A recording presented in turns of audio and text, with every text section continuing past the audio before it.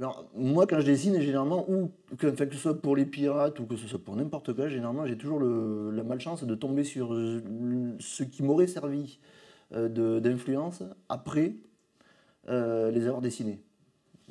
Genre, je dessine une jungle, je pars en voyage à La Réunion après, et je me dis, ah, j'aurais dû y aller d'abord. Venise, c'est pareil, je l'ai dessiné avec un guide Gallimard, et après, je suis allé à Venise, et je me suis dit, ah. Et après, forcément, je tombe sur un film de pirates, genre L'île aux pirates, où il y avait une galerie de trognes, d'armes, d'accessoires et de bateaux qui étaient tous plus intéressants que les autres. Mais j'avais déjà dessiné les pirates, une fois de plus. Toujours comme ça.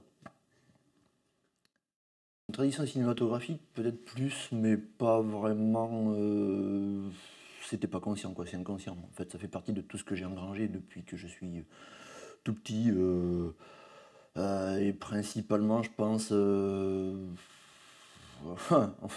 comme référence, ça va faire riche, Angélique, les scènes de piraterie dans Angélique, et puis la série Corsair et Flibustier avec Michel Leroyer. Ouais, ça, très certainement que c'est dans ma tête. Il y a certaines couleurs, surtout cinématographiquement parlant, mais que j'utilise tout le temps, quoi, en fait. Des contre-lumières et ce genre de choses pour arriver à des éclairages assez particuliers. Mais pas tellement dans le look des pirates. Le look des pirates, je peux pas dire que j'ai une référence exacte. J'en ai plein, quoi. Entre le pirate de Roman Polanski, c'est pas tellement BD, mais c'est surtout cinématographique, quoi, énormément. Pour garder une espèce de cohérence avec le théâtre, il y a certaines cases qui sont dessinées comme une scène de théâtre. Là, notamment dans le tome 10, on a une série de 5 pages dans lesquelles on utilise le plan général. En fait, il est conçu comme une scène de théâtre avec des accessoires qui bougent. On a un balcon, enfin on a une maison avec un balcon à laquelle va y avoir enfin, sur laquelle il va y avoir une scène d'amour. On a la maison des pirates et qui va coulisser, ensuite qui va être poussée comme si c'était exactement un élément de décor.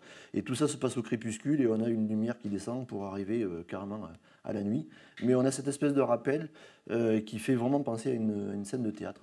Et on a déjà utilisé ça plein de fois dans notre tome. Le début du tome 3, je crois que ça démarre par les 3 coups.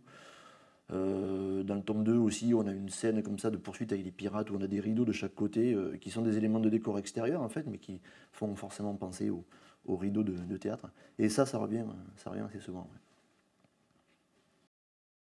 Ouais. Et en fait, il y a certains personnages comme celui qu'on appelle l'archevêque de Canterbury.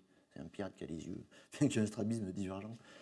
Et puis certains autres que j'ai inventés comme ça, qui du coup, après, au niveau du scénario, sont devenus des personnages récurrents qui ont influencé finalement le scénario parce qu'ils revenaient assez souvent. Il y a une espèce de grand balafré qui est balafré du haut en bas, un autre qui est plutôt une espèce de couillon assez gras à l'air bené. Et tout cela, c'est les 3 suivants principaux du Captain Boone qui reviennent à chaque fois et qui donnent du coup des gags en fil et qui vraiment là du coup ont influencé à mon avis le scénario. Parce que le scénario était préécrit, mais enfin tout ce qui est en plein milieu, finalement ça a été influencé par des personnages qui sont arrivés. Les pirates en fait devaient avoir au début un rôle très petit, ils devaient intervenir sur je crois 3 pages. Et puis quand Alain a commencé à attaquer le découpage, il s'est dit non attends on va faire une poursuite, ça va durer 5 pages et puis ça a fait plus de pages que ça. Et puis finalement bon allez, les personnages vont s'embarquer avec les pirates et du coup les pirates sont devenus vraiment une équipe à part entière dans l'aventure. Et là même à la fin, c'est grâce au capitaine Boone qu'on apprend qu'on a une grande révélation au niveau du scénario. Donc je crois qu'ils se sont vraiment imposés, qu'on leur a donné des trognes rigolotes et puis c'est tellement évocateur. On ne pouvait pas faire autrement que mettre des pirates dans une histoire où déjà d'emblée les personnages vont traverser la Méditerranée, l'Atlantique et puis ensuite vont traverser l'espace pour arriver jusqu'à la Lune. Et du coup on a mis aussi des pirates sur la Lune. Ce qui est absurde, mais très drôle.